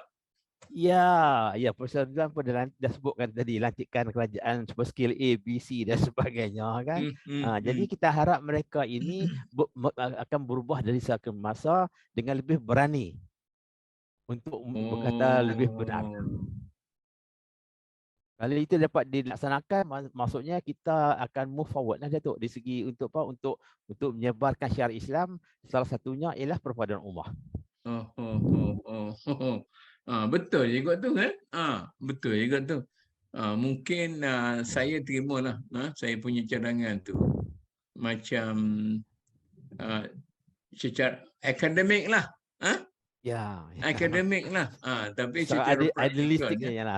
Idealistiknya begitu ya tu. Kadang-kadang kita kata kita duduk meeting kat luar, dia kata ini akademik lah. Praktikalnya tidak boleh jadi. Betul juga tu. Jadi Datuk, bagi saya kalau fokus kita ialah perpaduan ummah, kita boleh lihat cara lain selain daripada mengadakan institusi ulama yang khusus yang Datuk sebutkan tadi. Mungkin perkara itu lebih praktikal untuk kita laksanakan. Jadi macam-macam hari ni kita ini. kata, kalau sekiranya orang yang berautoriti di JAKIM dan Yadim itu mempunyai hala tuju yang jelas, macam Prof Ridwan kata itu personality yang hebat, yang berani, yang apa ke depan, maka mereka inilah yang boleh melahirkan satu apa tu institusi ulama yang hebat, begitu kan? Ya Datuk, saya setuju Datuk. Dalam modus operandi pada hari ini lah Datuk. Ya, iyalah. Kita cuba untuk syiar Islam dan juga perpaduan ummah. Jadi tidak guna ada institusi yang kita tubuhkan begitu baik sekali, begitu idealistik, tetapi tidak digunakan oleh kerajaan. Semua kata-katanya maknanya tidak diberi apa-apa perhatian oleh kerajaan, tak berjadilah. Ya, output tu langsung tidak diterima lah tu. Jadi kita tak mau segala taraf tu. Datuk Nordin ni praktikal dia punya pandangan ni. Cik Arul, ni, cuba nilai pandangan Datuk Nordin ni. Saya tengok inilah pandangan yang agak praktikal ni, Cik Arun. Kita dah bincang macam-macam ni. Hasil pada cadangan apa tu Prof Ridwan tadi. Macam mana? Kalau tengok dari segi pengalaman kita kat sini tu memang betul lah. Cara kita bercakap tu dari segi nampakkan satu benda yang idealistik kan. Okey, betul. Tetapi dalam konteks untuk nak mewujud suatu institusi ulama yang menjadi suatu institusi yang dominan dalam masyarakat, di luar daripada konteks pengaruh kerajaan ataupun pengaruh politik, dia memang agak sukar. Tapi kalau boleh tak kalau kita lihat di negara-negara lain misalnya, adakah wujud seperti mana yang kita bincangkan ini di luar negara itu, ya, suatu benda yang kita kan idealistik boleh berlaku di luar negara. Di Indonesia pun kalau kita lihat tentang kewujudan sekian lama gerakan Muhammadiyah, ya, dengan jutaan bukan puluhan jutaan pengikutnya, bagi juga Nahdlatul Ulama. Jadi apakah di situ kita melihat adanya suatu gerakan dari segi pemikirannya membentuk satu pemikiran masyarakat yang berasaskan kepada nilai-nilai Islam, ya, yang boleh menjadi satu gerakan yang dominan. Jadi sama ada kita nak melihat itu sebagai satu contoh ideal itu boleh dilaksanakan, tetapi ialah sejarah yang berbeza, ya, dengan dari segi sejarah tentang matlamat perjuangan yang berbeza. Kita baru nak ideal, ya, membentuk satu idealism. Betul. Jadi dalam konteks pemikiran ini pun kita dari segi pembangunan keilmuan, keintelektualan misalnya, sampai ke mana? Misalnya pemikiran Tan Sri Profesor Syed Muhammad Naqib Al-Atas dengan gagasan istek dia. Ya. Jadi dia bercampur aduk di antara idealism dengan tekanan-tekanan politik itu. Yang inilah yang menjadi masalah kita. Kita mengambil satu contoh yang kecil, kan? Jadi ini bagi dalam konteks Malaysia ini, idealism ini agak sukar. Betul lah, ini merupakan satu isu yang besar yang kita sukar untuk kita nak keluarkan, dan kita terpaksa menerima seadanya, ya, supaya kita menambah nilai, memberi nilai tambah kepada peranan JAKIM, YADIM, ya, dan institusi mufti misalnya, ya, dalam konteks bagaimana mereka dapat berperanan dan juga mereka membina satu pemikiran yang lebih efektif, ya, yang memberi impak yang besar daripada yang dipikir secara yang rutin ini. Begitu juga kepada ulama, dia mesti memikirkan bahawa peranan dia bukan hanya untuk menyampaikan sahaja, tetapi dia mesti keluar, ya, satu jalur baru. Ya, peranan mereka itu juga adalah untuk membina pembangunan ummah dan juga negara. Jadi bukan sekadar ceramah di pentas, kemudian habis. Esok ada ceramah yang lain pula. Itu kalau itu yang kita fahami, bermakna dari segi pembinaan ummah, pemikirannya, kita tidak akan sampai ke mana-mana.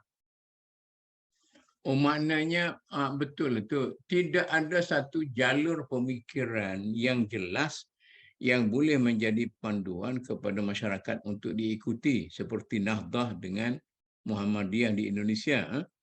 Secara faktanya sekarang ini Muhammadiyah dan Nahdhah sudah merupakan suatu tenaga di luar politik yang boleh mengatakan sesuatu ya atau tidak kepada masyarakat politik.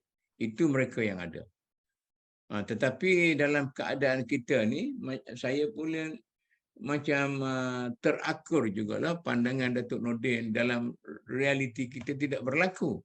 Tapi di Indonesia memang berlaku. Di Mesir, walaupun Mufti dan Syekhul Azhar itu orang yang dilantik oleh kerajaan, tapi saya masih ingat orang macam Syekh Abdul Halim. Kalau dia yang cakap, presiden pun akan akur. Itu yang mungkin pasal, kerana dia adalah seorang personality yang hebat dan ada jalur pemikiran yang jelas. Tapi mungkin dalam negara kita ni, kalau Cik Arun kata kita tidak ada apa yang ada di Indonesia itu, kena bina jalur dan personality itu lah. Macam mana kita nak lahirkan personality macam itu sekarang? Praridwan. Dan Praridwan ni dah balik ke rumah dah, macam mana ni? Okey, nak sambung Cik Arun atau Datuk Nordin? Apa tu? Macam mana? Ya, Datuk. Saya ada lihat satu pandangan lagi sebagai permulaan yang Datuk sebutkan, satu institusi ulama luar daripada kontrol kerajaan. Luar daripada kontrol kerajaan, yang eksternal ada ajaran JAKIM sekarang ni. Kita boleh mulakan, bagi saya, sekiranya institusi itu diiktiraf oleh Majlis Raja-Raja. Jadi kita guna satu lagi pendekatan, bukan gunakan pendekatan politik, tapi pendekatan institusi raja-raja. Kalau itu boleh diwujudkan sebab agama, saya adakah ya? Saya berasa risau saya nak sebut di sini. Ya. Pengalaman kita bekerja dalam 2-3 tahun lepas, kita dapati Majlis Raja-Raja pun tidak boleh buat apa-apa. Politik lebih kuat lagi. Kerajaan sebenarnya yang berkuasa dalam negara kita ini. Jadi itu, kalau itu ada pandangan Datuk, maksudnya particularity saya sebut tadi itu betul-betul salah, Datuk. Maknanya kerajaan jugalah. Ya, institusi raja tu sebagai alternatif, tapi kalau persepsi Datuk tu memang tidak ada untuk mengadakan sedikit kuasa di situ untuk melaksanakan apa yang institusi ulama cadangkan. Jadi maksudnya kita status quo lah, Datuk. Jadi macam raja kita ni tidak macam Raja Brunei, Datuk. Ya. Raja yang berkuasa di negeri sahaja. Jadi kalau dah pergi ke peringkat persekutuan tu, dia ialah susah lah. Saya rasa kalau orang macam kita pun jadi tuanku, susah kita nak fikir macam mana nak tegakkan sebuah majlis raja-raja yang betul-betul berautoriti. Ya, Datuk. Jadi kalau tak nak begitu, Datuk, saya rasa dari segi isu ulama ni kita betul tidak perlu kita fokus sangat. Kita fokus balik kepada dasar apa kita nak, iaitu perpaduan ummah. Cara mana kita boleh dapat perbaiki pada ummah yang Datuk sebut tadi, rapuh dan sebagainya. Datuk tadi kan? Ya. Kita guna cara alternatif lain supaya matlamat kita ialah untuk perpaduan ummah. Kalau pandangan Datuk tu perpaduan ummah pada ini ada rapuh, apa yang perlu kita lakukan? Cik Arun. Ya, Datuk. Ini cadangan yang kedua daripada Datuk Nordin. Datuk Nordin sebelum ini mencadangkan perpaduan ummah ini jangan kita harapkan dilakukan oleh orang politik. Kerana orang politik tidak akan membantu untuk perpaduan ummah. Mereka mempunyai kepentingan sendiri. Akhirnya kita kata yes. Orang politik itu orang politik lah juga. Perpaduan ummah itu jangan diharapkan oleh mereka, kepada mereka. Hari ini Datuk Nordin memberi pandangan para ulama dalam realiti yang ada dalam masyarakat kita pun jangan diharap untuk menjadi hero perpaduan ummah. Kerana mereka sudah berkeadaan begitu. Maka Datuk Nordin kata, kita kena cari alternatif lain. Sebelum saya nak tanya Datuk Nordin ni, saya nak tanya Cik Arun. Macam mana Cik Arun, alternatif lain yang dicadangkan oleh Datuk Nordin tu, Cik Arun nampak macam mana? Ataupun apa-apa lagi Cik Arun nak ulas pandangan Datuk Nordin ni? Kita serompong dah ni, 2-3 orang ni kan, kita bincang betul-betul. Okey, kalau kita tidak mengharapkan idea-idea dari orang politik untuk orang politik tu dah jelas. Kita pun awal-awal tadi kita kata biarlah orang politik nak berkelahi sama dia pun, kita sudah buat 1-2 kesimpulan di sini. Kita tidak lagi mengharapkan orang politik untuk menyatukan ummah. Jadi hari ini saya pergi kepada barisan kedua, iaitu para ulama. Maka Datuk Nordin kata para ulama pun tengok dia punya realiti. Ulama ni, ulama kerajaan sudah dikunci mulut, ulama di luar kerajaan poketnya sudah disapu, tidak boleh berbuat apa-apa. Maka lupakan saja institusi ulama. Dia kata kita cari alternatif lain. Macam mana Cik Arun? Idea berdakwah di jalur politik, berpolitik di jalur dakwah. Jadi Datuk Nordin, Cik Arun bawa satu idea lain ni. Kita tidak dapat lari daripada peranan ulama ini dalam keadaan apa sekalipun, cuma bergantung kepada kebijaksanaan pendekatan yang diambil oleh ulama. Dalam politik sekalipun, ya, dia ada jalur dakwah dia.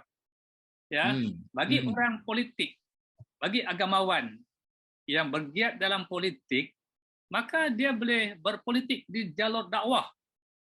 Jadi kalaulah idea Pak Nasir ini ya dapat digembelingkan pemikiran di kalangan orang-orang agama, di kalangan ulama, di kalangan penggiat-penggiat politik parti Islam misalnya, saya rasa tidak menjadi masalah.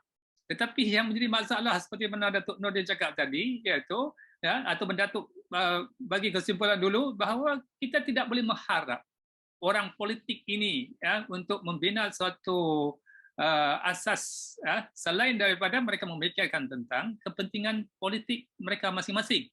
Jadi dalam keadaan seperti ini, kemungkinan suatu paradigma pemikiran ya, masyarakat, golongan intelektual, ahli-ahli politik, ya, dan juga golongan-golongan bangsawan misalnya, ya, di kalangan dalam majlis raja-raja misalnya. Bagaimana kita nak membina satu keyakinan ke arah satu perubahan pemikiran untuk nak menjadikan Islam ini sebagai suatu nilai yang dominan dalam pemerintahan ini. Ya, jadi disitulah perlunya peranan para mufti, para intelektual supaya memberi nasihat ya kepada institusi-institusi ini seperti mana peranan yang dimainkan oleh ulama-ulama silam ya. Jadi begitu jugalah dalam sejarah kegemilangan ulama zaman Pasai, zaman kerajaan Melayu Riau dan sebagainya, itu bahwa peranan itu ada. Tapi sekarang ini oleh kerana faktor-faktor yang Prof Ridwan sebutkan tadi itu ya, jadi kerana merebut kedudukan, jasa, jawatan dan sebagainya ini, maka ini menjadi suatu penghalang ya kepada proses untuk nak menukar pemikiran ya golongan-golongan yang terlibat dalam institusi ini ya untuk menerima suatu perubahan dan pendekatan.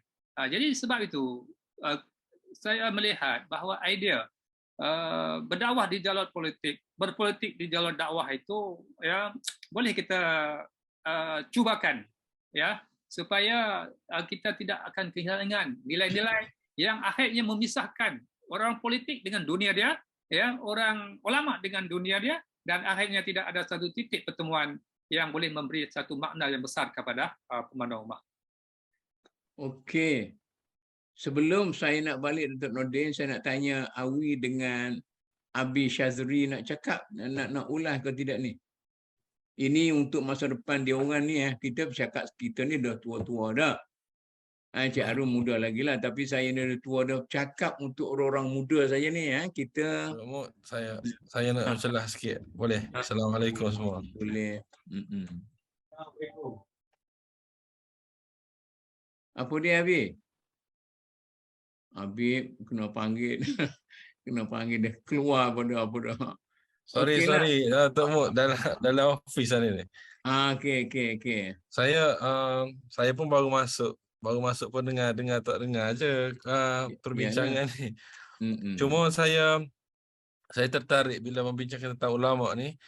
Peranan tu memanglah penting kan, tapi sebelum peranan tu pada saya, kita sebenarnya kita tumpu pada Malaysia lah, pada pandangan peribadi saya. Kelantan tak apa. Pada apa? Institusi ulama ustaz ni dia kena ada satu badan, Tok Muk. Satu badan nak authorize ke layak ke tak layak dia ni jadi ustaz. Sekarang hari ni berkecamuk. Orang ni ngaku jadi ustaz, orang ni ngaku jadi tuan guru, orang ni jadi murabbi. Tetapi kita tak ada sesuatu. Ni kita kata kita tak jelas ulamanya, ustaz pun makin tak jelas sekarang. Betul Tok Muk. Itu Nordin, masyarakat agama ni macam mana sudah jadi celaru habis ni. Masing-masing nak mengaku murabbi, baru ngaji 2-3 hari, start bagi salat cium tangan dah macam-macam. Worse, very worse. Kelantan tak segi jauh Tok Muk. Kita negeri Kelantan kita ni ya. Ngaru kok sekok dan belana kok. Jadi pada saya memang Malaysia kena institusi agama JAKIM sendiri kena mainkan peranan. Ada satu badan betul-betul select ustaz ni. Kriteria nak menjadi ustaz ni apa? You kena fasih bahasa Arab contoh. You kena ada ilmu ni. Contohlah Tok Muk, pada saya peranan tu come later bagi saya. Maknanya kita duduk peringkat kosong lagi lah dia. Masih peringkat kosong lagi. Tapi macam Tok Muk ni dah terbukti lah. Jangan sebut hak tu. Saya nak sebutnya maknanya institusi ulama ni masih dalam kedudukan kosong. Kena bermula daripada kosong ni sebab dah pucat kacir dah di bawah tu kan. Betul lah tu. Awi nak sebut ke Awi? Okey. Assalamualaikum semua. Salam. Terima kasih Datuk. Okey, tajuk ni best juga kita dengar kan. Tapi nak sebut tu takut juga rasanya sebab bukan level kita kan. Tapi tak payah takut lah Awi. Sebab kita boleh derhaka pada ulama. Okey, dan ulama ni adalah manusia yang paling tidak boleh dikritik ataupun agamawan dalam masyarakat kita. Dan kalau dikritik akan dicop dengan level kita yang hancurnya kan. Akan dicop dengan pelbagai gelaran lah. Okey, pertama sekali bila sebut pasal ulama, saya setuju dengan sahabat kita tadi. Dia kata lahir ulama yang pelbagai, bukan ulama, ustaz yang pelbagai version. Dan di sini bila kita lihat semuanya adalah membawa pandangan-pandangan baru yang agak berbeza dengan pandangan sebelum-sebelumnya kan.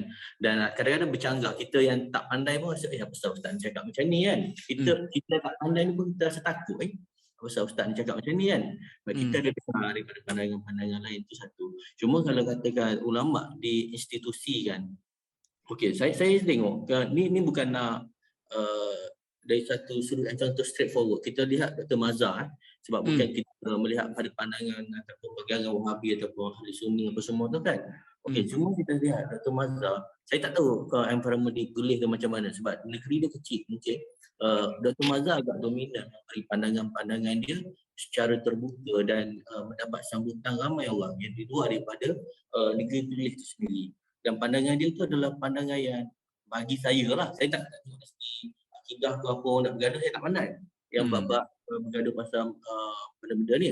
Cuma bila kita lihat dia adalah lebih dekat dengan masyarakat dan realistik untuk kita dengar dan fahami perkara tersebut. Maksudnya masih ada ulama ataupun orang-orang yang agamawan yang boleh dijadikan contoh. Cuma terkadang bila dulu kita sendiri, bila kita di jalur jemaah sendiri pun kita selalu melabel adalah ulama makan gaji bila pandangan tak bersama dengan pandangan kita pada masa tu. So label ni lah yang melekat kepada hari ini semua orang akan lihat asal mufti je atau ustaz je, agamawan je yang makan gaji, walaupun pandangan dia betul tapi tak kena dengan selera kita dah mak, oh ni pandangan orang makan gaji macam tu kan. So tu antara benda negatif yang kita tanam lama untuk nak keluar balik, mungkin ambil masa lah untuk nak bersihkan balik tanam fikrah yang lama ni kan. So cuma kita masih kena akui masih ada ulama-ulama yang boleh diinstitusikan. Okey, yang boleh nama dia dapat pandangan orang dan orang boleh dengar, dan dia mesti kekal dengan pandangan tersebut. Maksudnya dia tak boleh nak sekejap dia A, sekejap dia B, siapa yang ketuk dia sikit sebabkan gaji dia akan tunduk. Tak boleh sampai tahap macam tu. Kita tak tahu ada ke tak, mungkin tak, sebab macam kata jadi ustaz rasa dia dah betul lah, ulama kata dia dah betul lah pandangan dia, pandangan orang lain dah betul lah. Dan satu lagi kita lihat bila berlaku perbezaan antara ulama ataupun ustaz, sebagai contoh kan, kita lihat ikon besar juga untuk Ustaz Azhar Idrus sebagai contoh. Ustaz Azhar Idrus pun tak terlepas pandang dikritik oleh sahabat-sahabat daripada ilmu sunnah, ahli sunnah yang Dr. Mazhar punya tim, dia mengkritik secara terbuka. So maksudnya sebagai kita pernah lihat sejarah macam mana Ustaz Tun Muni Aziz dengan Ustaz Panidlah Lubu Tapah bila bercanggah je, Tun Muni Aziz pergi solat di Lubu Tapah dan minta pandangan secara tertutup yang lebih manis supaya tiada pertemuan secara jelas kepada masyarakat yang tak tahu apa-apa dia. Masyarakat tak tahu dan dia menghormati Ustaz A kan. Dan bila dapat pandangan yang buruk tentang Ustaz A, sikit rasa respect dia pada Ustaz A. Sedangkan Ustaz B ni boleh terus pergi jumpa, bincang-bincang, kata ni pandangan saya, dan kalau kita pegang keluarkanlah, sebab semua ilmuwan ada dalil, ada hujah, ada pandangan masing-masing. So pegang pada pandangan tu dan tidak mengkritik secara terbuka selagi mana mereka boleh berlapang dada, kecuali memang kesalahan tu memang real, salah dan pertahankan. Yang tu memang kena kritik secara terbuka lah. Bila dah tegur-tegur tak dengar, tegur-tegur tak dengar, orang macam ni patut tangkap, pergi hantar Mesir, Jordan, belajar lagi sekali. Dia hukum dia. Lagi kau tak lulus sekian, kau tak boleh balik lah kat Malaysia. So dia ada potensi. Bukan kita nak bunuh tu ustaz-ustaz bagus kat Kelantan contoh kan. Ustaz banyaklah yang dia tak sebut, nanti kena sambar apa semua. Tapi maksudnya ustaz-ustaz ni dia dah bagus, dia ada semangat nak ceramah dengan bagusnya, ada crowd dia sendiri kan. Mungkin kita lagi teruk daripada dia lah, tapi mungkin pandangan dia tu agak macam boleh menyebabkan masyarakat keliru. So sepatutnya bawa orang ni tak payah masuk penjara apa semua, pergi hantar, letak satu syllabus, baru lagi kau tak boleh sekian-sekian, kau tak boleh balik. So bila dia balik, dia ada crowd dia lagi bagus daripada orang lain kan. Okey, so tu antara pandangan saya lah. Maknanya ulama ni, kita orang biasa ni pun seperti biasa, kita memang berharap dan mengharapkan panduan daripada ulama.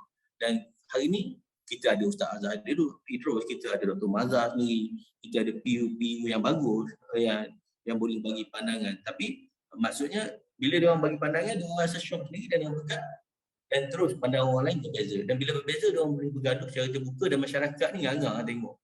Ingat dulu tahun 98 dulu bila balik first jumpa dengan tim apa orang kata Wahabi apa semua kan, ayah ahli sunnah, anak Wahabi dekat masjid, hari ni cover yang ni, besok cover balik apa yang anak ceramah. Hari-hari kita minggu-minggu kita pergi ceramah bid'ah, yang ni cover balik bukan bid'ah. Lepas tu kita orang biasa ni. So last kali tak payah pergi masjid lah kan. So maksudnya ni kita yang orang tak tahu apa ni kan. Bayangkan masyarakat yang boleh jadi rosak sebab adanya orang-orang macam ni lah. Patutnya kita bertemu, berbincang, yang mana kita kata ulama ni pewaris Nabi, sepatutnya mereka menunjuk contoh yang baik pada kita. Orang politik tu kita tak kira, sebab orang politik ni dia ada pandangan dia sendiri, keras kepala dia sendiri, sebab kuasa ada duit. Tanpa kuasa tak ada duit lah, istilahnya pula masuk penjara. Okay, so daripada situ ulama kena main peranan. Dan hari ni kita lihat tak ada lagi orang yang boleh jadi contoh pada masyarakat untuk kita, terutama golongan yang dah, kalau dulu budak-budak mungkin dia boleh tengok idola dia, artis buat baik, dia akan follow artis tu. Tapi hari ni golongan mana dia nak tuju? Kecuali ikon bisnes, ikon ulama memang dah kita boleh tengok macam tu je lah. Okey, Dato'. Terima kasih. Okey, terima kasih. Cik Arun, Dato' Nordin, dua pandangan orang muda sangat radikal. Macam mana kita nak ulas ni?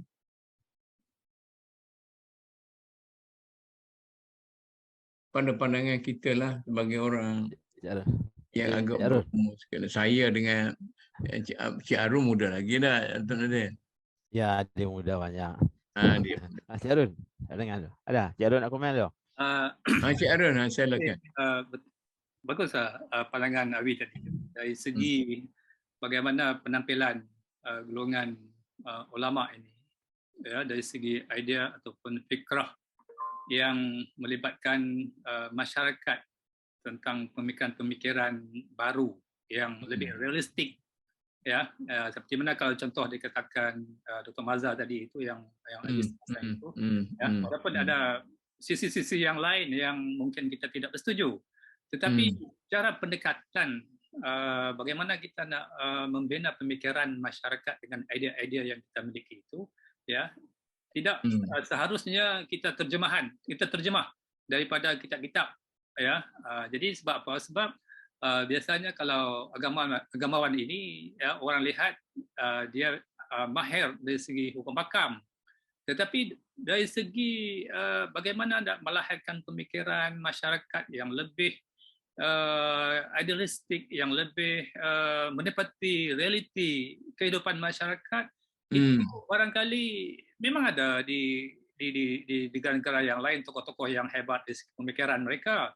Tetapi dalam konteks masyarakat ini, yang penting ialah bagaimana mereka ini ditonjol ke dalam masyarakat, ya, dan dengan idea-idea yang boleh masyarakat terima, ya. Jadi tentang soal-soal seperti mana yang telah disebut dulu dan lama dulu oleh Pendeta Zaba, oleh Engku Aziz dan sebagainya, tentang pemikiran kita ini tentang agama, ya, cara orang Melayu beragama, ya, sudah pastinya ada salah dan silap yang banyak. Jadi kalau kita tidak ada satu figura, tokoh yang memberi kembali kesegaran cara melihat cara kita beragama ini, ya, setelah kita menerima idea-idea tradisional yang kemungkinan yang lalu, ya, yang tidak sesuai dengan pemikiran baru, sebab sekarang ini, ya, banyak orang yang telah terpelajar.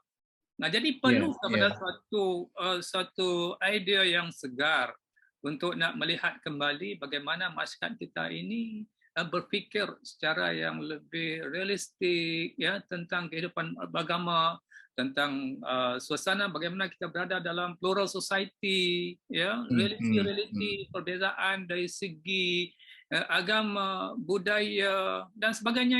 Inilah yang seharusnya, ya, kita ketengahkan idea-idea seperti ini.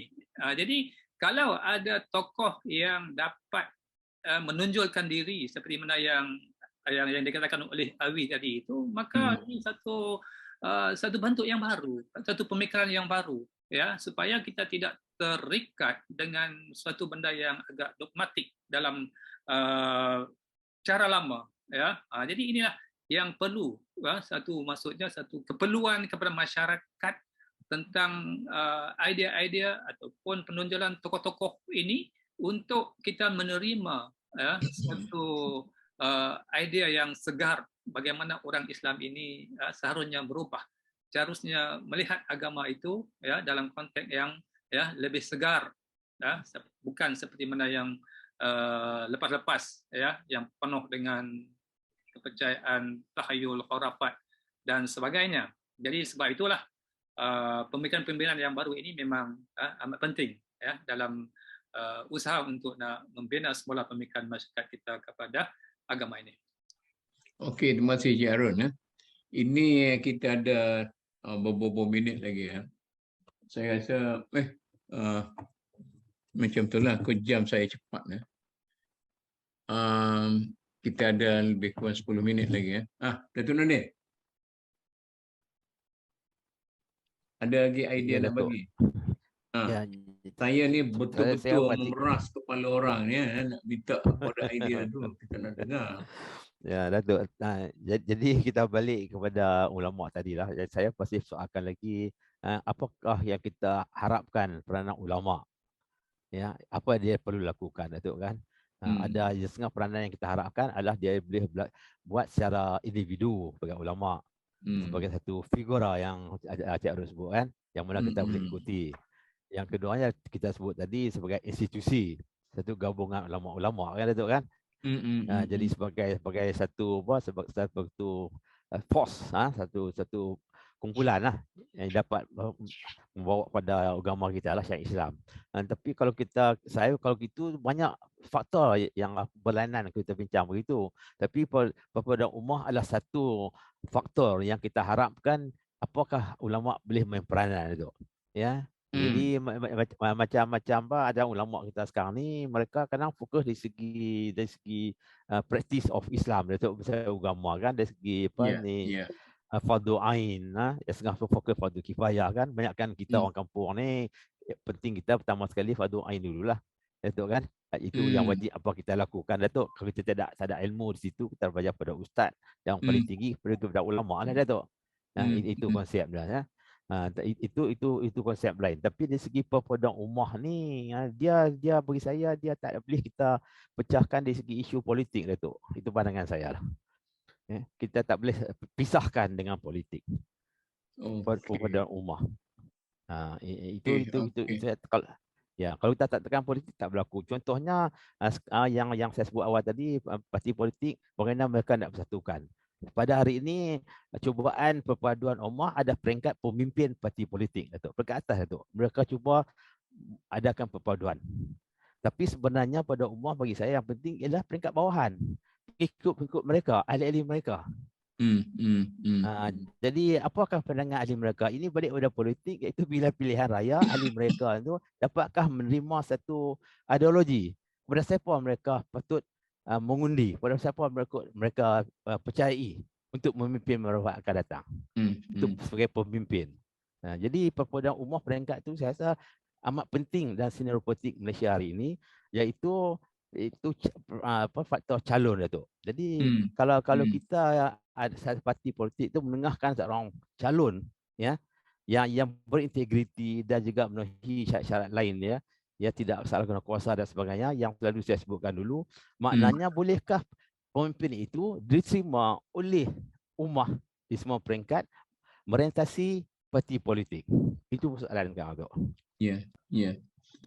Kalau kita dapat pecahkan cara fikiran itu, saya rasa kita dapat maju ke hadapan untuk perbedaan ummah di masa akan datang. Jadi parti politik itu kita ketepikan. Yang lebih pentingkan sekarang ialah pemimpin, bakal pemimpin itu calon.